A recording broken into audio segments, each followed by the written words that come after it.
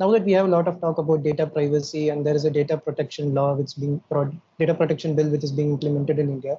So in the context of healthcare, I wanted to ask, how do you handle sensitive or confidential patient data when you're creating visualizations or when you're communicating your visualizations to your stakeholders? So what are the key challenges we face there when you're visualizing healthcare data in case of confidentiality that matters? Yeah, so there are two levels to it. One is where we work within the internal structure of data. So internal structure of Providence, where we have access to data, right? So before I use data for a specific purpose, there is a governance board whose permission we take. So there is a IRB board.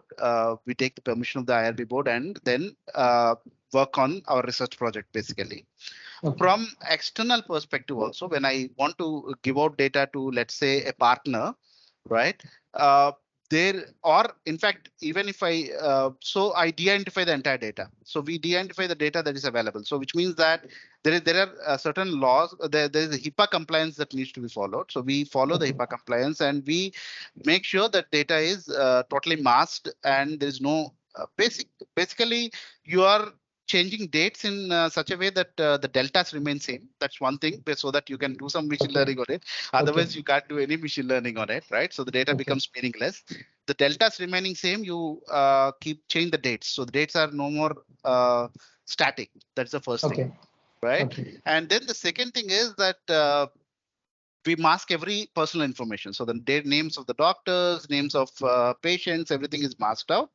We also mask out the zip codes which have less than, let's say, 20,000 people or something like that, right?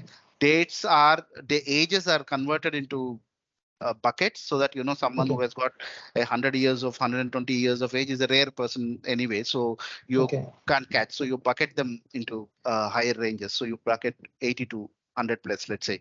So that way, so these are the things that we do for privacy. So all the data that goes to any algorithm usually is going through this de-identification process. So we have a service that does de-identification on the data. So that's used. And in this context, I would like to ask one more question. Like since Providence, which is based out of India, works mainly with US data, is there some regulatory compliance which you have to follow in case you have to bring data from of US patients, let's say, to work in India? So it's just the same. We go through the IRB process, as I said, which is the regulatory board for internal this data governance in team. We go through that process. Providence India is just a part of Providence on the whole. So there is no separation or anything out there. There is some restriction on access to a EHR called EPIC, basically. We do not yet have access, but we are planning to get. So there are not many restrictions on that side. So there is the data is accessed through the same process that they get access to. Confidentiality is of course maintained. We have to do that, I think. Thank you, sir. And moving on to the next question, as you earlier said, like all of us are hooked to ChatGPT and large language models in these days. My question is in this context. So in the light of availability of advanced language models such as ChatGPT, modern chatbots are being used to enhance customer experience in case of healthcare. So considering there have been instances where ChatGPT is giving out wrong answers and giving out inaccurate information, how is healthcare industry is making sure that it can leverage these models to its advantage? So we obviously have to retrain these models for our purposes. So we have not yet used, by the way. So the main point is we are still with BERT. So Q&A models we are still with. We are not yet used. So we are using ChatGPT outside the scope of healthcare for various other things, right? So that we are doing, which we all do, right? And fun exercises, but not for really in the healthcare itself. We have not yet gone to use OpenAI. Right. So we are with BERT and all. But if we want to, wherever we want to use, we have to retrain it. As it is, ChatGPT is not useful for us because it has to talk in terms. So let's say, imagine the kind of data that we have, right? So let's say you are a doctor. So you have a specific question in your mind and you come to the clinical data, EHR data to gather some output as to what the data is saying about your proposition, your idea, your causal principle, right? Thinking, Yeah. the causal thoughts, right? So, so you've got a causal link that you want to validate through the data. That's one. That's one type of question. The other type of question is, let's say, on how many people are things like operational things, like for example, how many people are coming to, let's say, the emergency department, fall at a emergency department, and how to schedule nurses and things like that. That's the other kind of problems that we face, right? And let's say we'll talk about yet another kind of problem where I want to think about predict the revenue of the company, right? So let's say I want to look at how the revenue is getting generated and on where I can improve and get more revenue and all that. That's another kind of scenario. None of these scenarios are on pure textual data, right? They're basically on, if you see, they are interlinking of multiple types of data. For example, let's say the clinical use case you take, it links all the EHR data, which means that there is structured data, there is natural language data, and then you have images, you have let's say genomics information. All this is to be put together into one structure, right? So though we have not started working on the images and genomics yet, so images is all nearer, and both of them we have just started. So, but however, what I'm trying to say is that you have to connect everything together, right? A chat GPT kind of an algorithm, which predominantly works on a general domain and with, let's say, so needs to be totally retrained if you want to use it on this scenario. Right. The question really is, how do I want to retrain also? Because the vocabulary is not the English vocabulary in every way. So there are the so for example, let's say I say that I have HbA1c is high. It also means that I have diabetes, but there is another way of saying it with an ICD code. ICD code is not found in your English vocabulary, right? So there is a total different structure. So these things have to be handled, and it's a non-trivial task that way.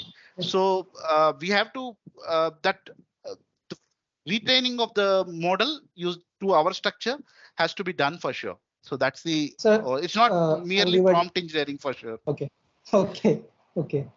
We are doing prompt engineering just for fun to interact with large language models. So, but as you said, like in between, you mentioned that currently we are constraining ourselves only to textual data in case of Q&A, in case of BERT.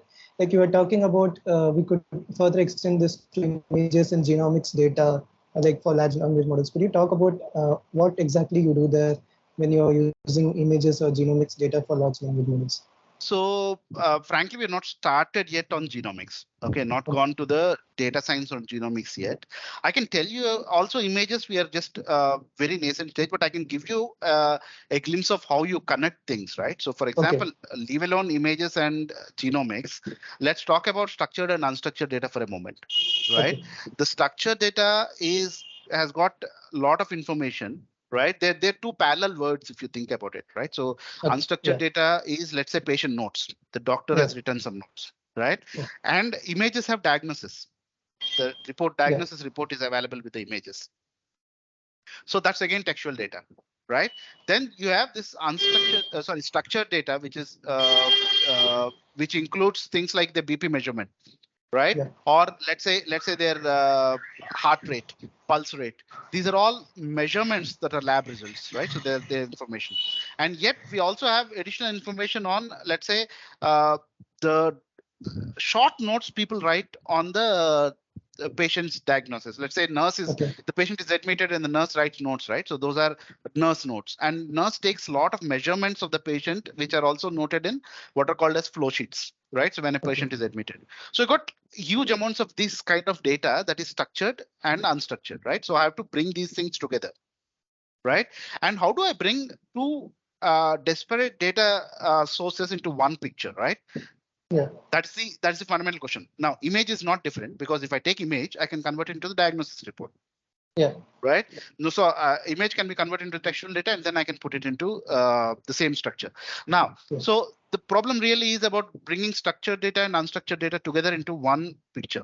And my claim is through discretization, right, and through building of basically word vectors. So you can build vectorial representation from textual data, right? On structured and unstructured data. So suppose I divide BP, the blood pressure measurement, into a distribution, and then break it down into low, let's say for simplicity, let's say very low, low, normal, high, and very high. Let's say I've just brought down into 4, I discretized the data, right? Now I can say BP normal is one word. Yeah. Right. Now what I have to do, I have to take this word and put it into the same vector space as the normal English words. Right. Yeah. So this is vectorization, right? So embedding it into the same space.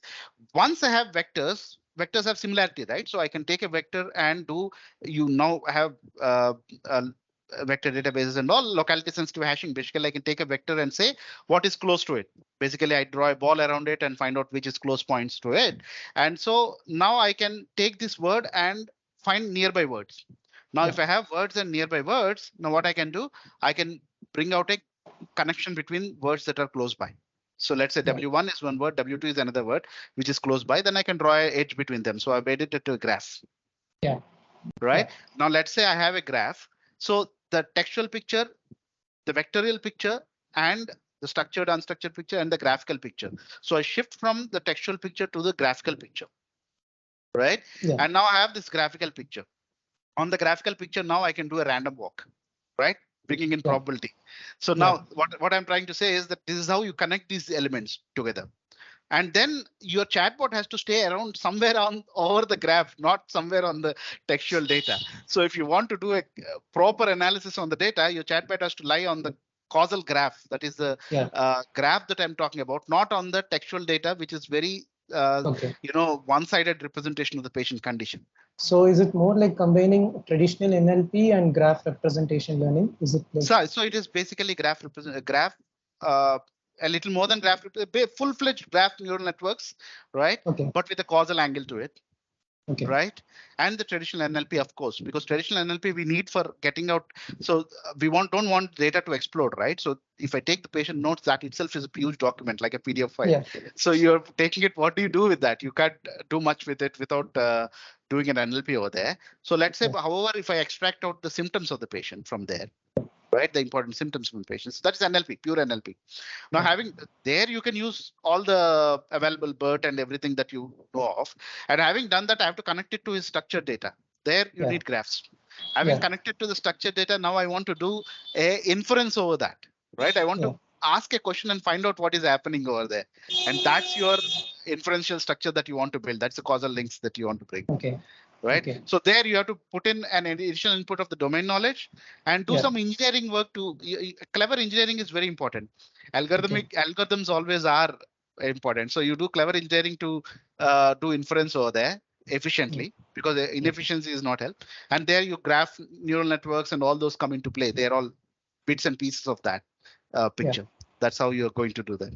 So, like from your answer, it was clear that ChatGPT can't be the plug-in, plug-out solution for everything. Exactly, it is not plug-in, but the inherent technology is very useful still. Yeah.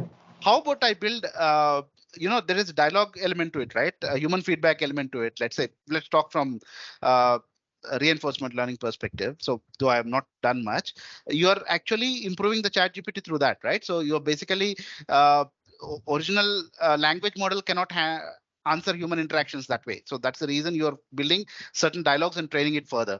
So can I build those from the graph itself? That's possible. Okay. So now you're going to step further. You have a causal graph over which you're building it, and then you're training your model. So you're using the same technology, but internals of the technology rather than using it as a black box.